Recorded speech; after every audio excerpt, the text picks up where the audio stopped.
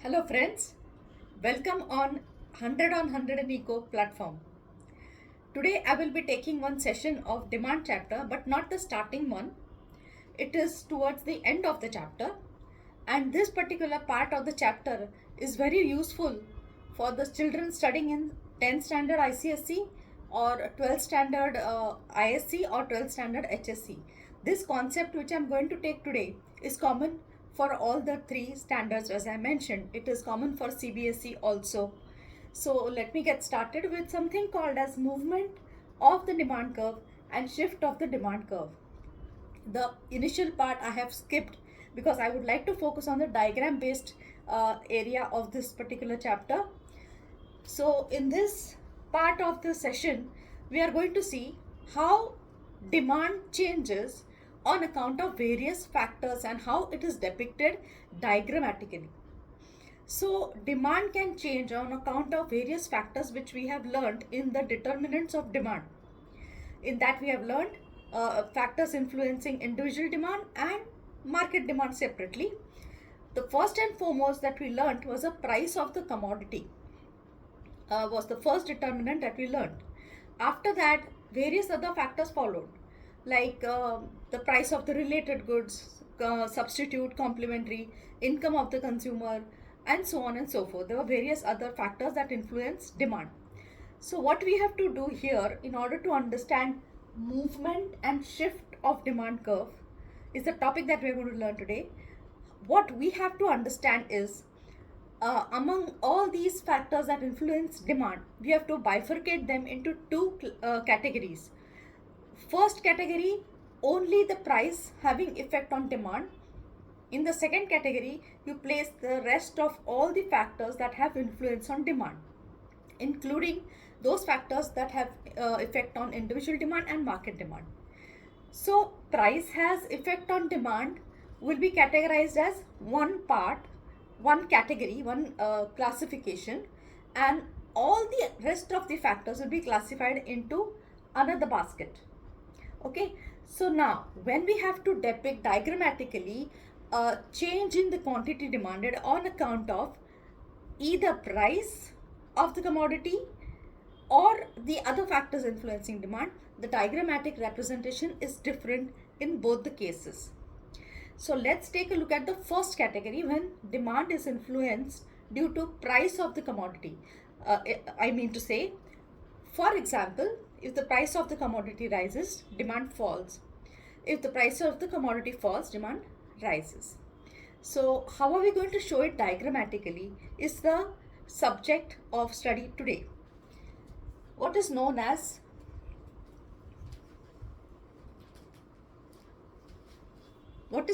movement along the demand curve is a way to depict diagrammatic presentation of changes in demand taking place when price is influencing demand and no other factors.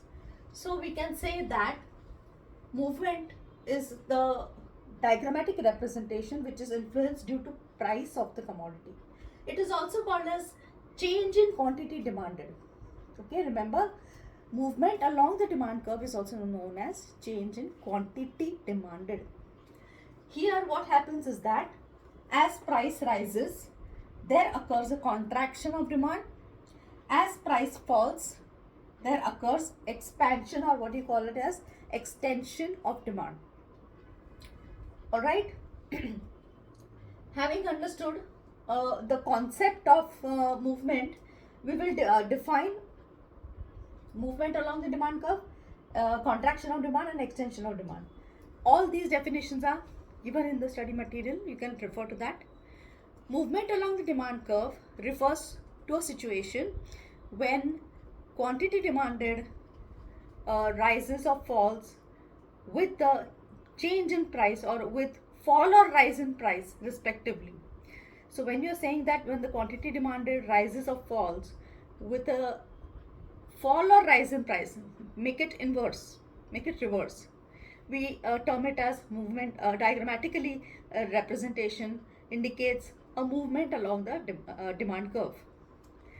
Coming to the definition of contraction, contraction of demand is a situation wherein quantity demanded falls as a result of rise in price of the commodity, which is shown diagrammatically as uh, upward movement along the demand curve. Expansion of demand is a rise in the quantity demanded on account of fall in the price of the commodity, which is denoted by a downward movement along the demand curve. We are going to see how it is represented diagrammatically. So these are the definitions of movement, contraction and expansion. Coming to the shift part. Now say for example the price of the commodity is constant, it hasn't changed. Let's take a commodity Coke and Pepsi.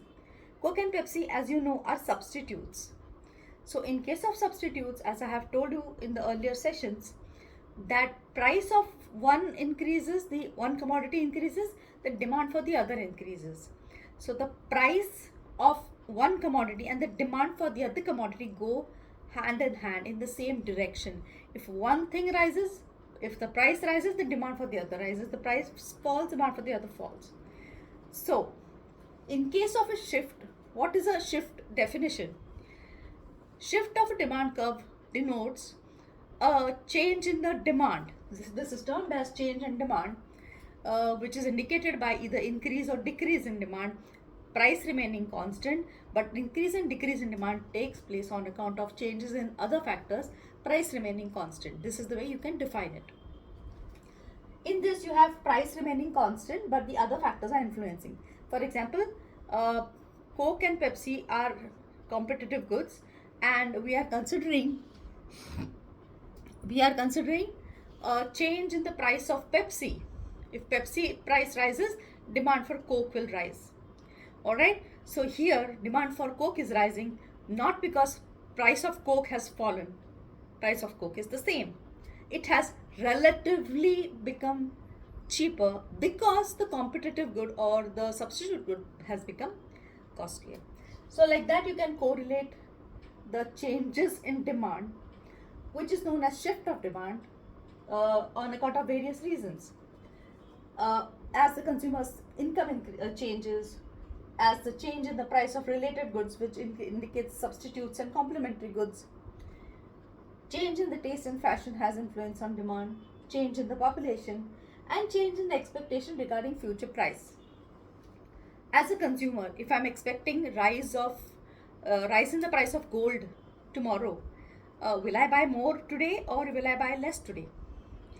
If I'm expecting rise in the price tomorrow, I will buy today more because I don't want to face losses by paying more tomorrow. So consumers' expectation of changes in price tomorrow and today's demand have got same relation. If they both go hand in hand. Okay. So these are few of the reasons that I've listed. You can list down many more reasons as has been mentioned in the textbook, which are the other determinants of demand, which have influence on demand, which can fall under shift of demand. Coming to the increase and decrease definition, increase in demand indicates change in demand or rise in demand on account of any factor other than price remaining the same. Decrease in demand denotes fall in demand on account of any other factor influencing demand but price of the commodity remaining the same. Okay, and further you can also describe increase in demand is denoted by rightward shift of the demand curve, and decrease in demand is denoted by leftward shift of the demand curve. The basic difference in movement and shift is that movement, you have only one demand curve. On the same demand curve you can show contraction and expansion, but in case of shift you have to draw another demand curve to denote the increase in demand or decrease in demand. And now I shall erase this and I shall show you the schedule and the graph for the same.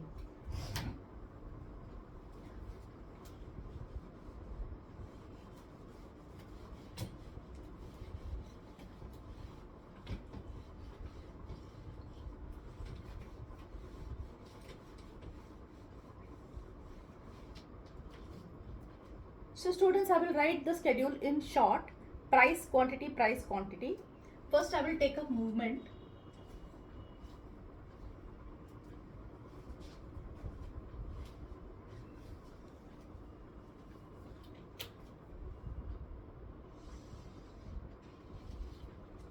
and I will draw one schedule.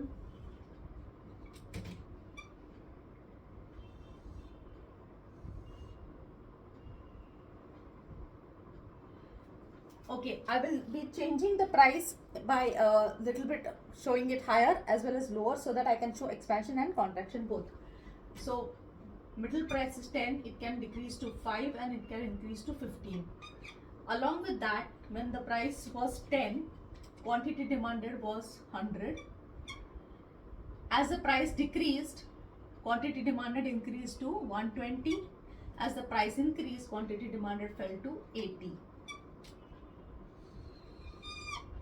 Alright, and here I am also drawing price and quantity.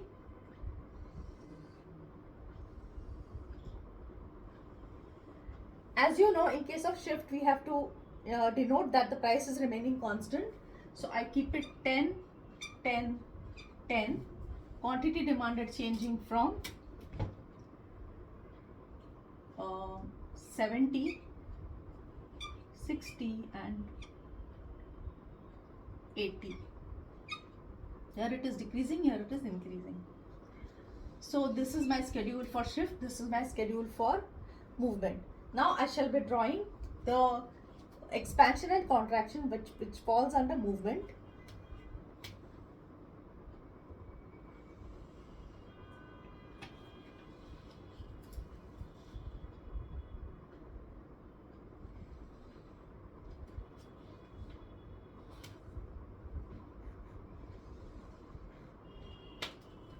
You have to plot the quantity demanded along the x-axis. Write it little below.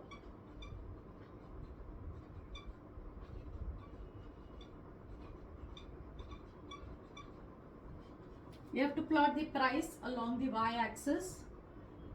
I don't have space, I'm just writing P. You have to draw one normal demand curve. And now you have to show the middle price 10 at this level, connect it to the demand curve and drop it down on x-axis. Name this as 10 and this as 100. And now you have to show price 5, take it below, extend it to the demand curve, drop it down on the x-axis, and it is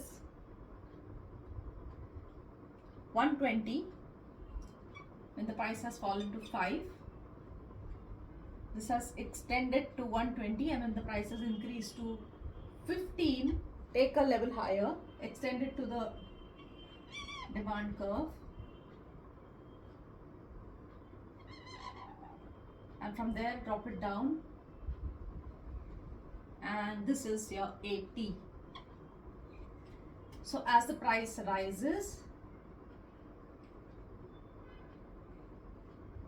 there is a fall in the quantity. Okay, now at 10, where it touches the demand curve, name the point as A. Then you showed the 5 point that touched the demand curve, name the point as B, and take it at 15 where it touched the demand curve point, name the point as C. So we can show expansion and contraction by indicating with an arrow. Expansion has been indicated by downward movement from A to B.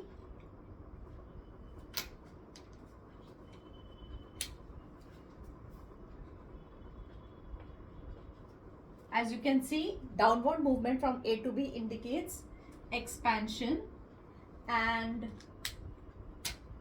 upward movement from A to C indicates contraction.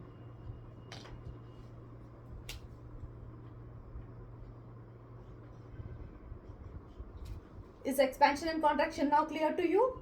As we can see in the diagram, when the price falls to 5, the quantity demanded increases up to 120. When the price rises to 15, the quantity demanded falls up to 80. Now let's take a quick look at the diagram for shift of demand. In case of shift, it's very simple. Just have to show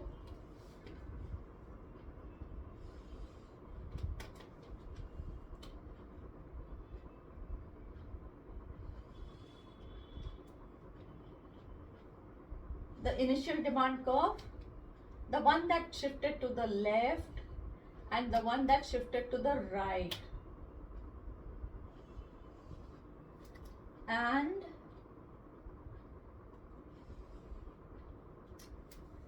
so you keep the price constant. So I have the three demand curves which are denoted by D1, D2 and D3. Price remaining at 10. The quantity, drop it down on the x-axis. So it is middle 70, 60 and 80. So there is an increase in demand from D1 to D2. There is an increase in demand, show it by an arrow, on account of any other factor but price remaining the same.